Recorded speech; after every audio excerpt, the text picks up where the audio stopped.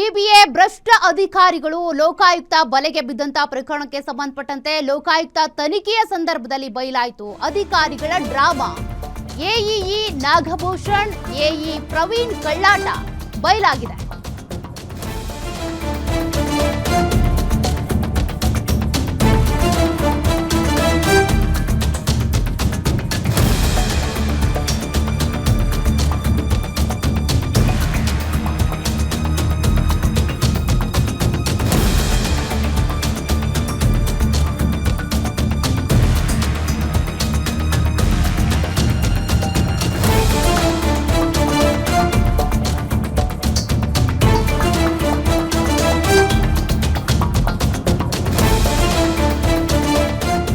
ಇಬ್ರು ಅಧಿಕಾರಿಗಳಿಗೆ ಸಾಥ್ ನೀಡಿದಂತ ಬ್ರೋಕರ್ ಮನ್ಸೂರ್ ಅಲಿ ಖಾನ್ ಹಣಕ್ಕೆ ಡಿಮ್ಯಾಂಡ್ ಮಾಡಿದಂತ ಡೀಲ್ ವಿಡಿಯೋ ಗ್ಯಾರಂಟಿ ನ್ಯೂಸ್ಗೆ ಲಭ್ಯವಾಗಿದೆ.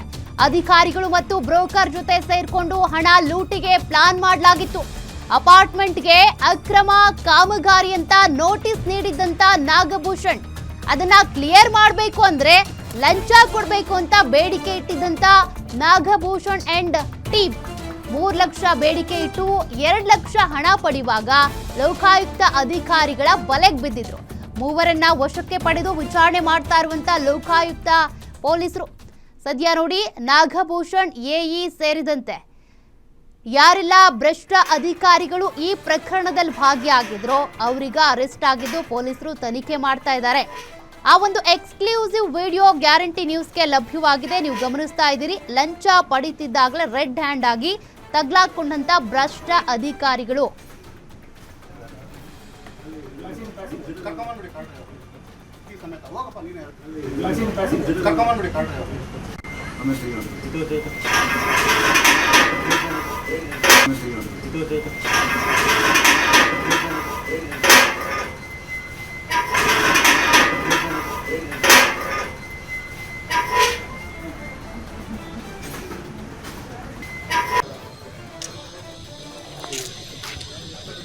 अब फ्लोर तक से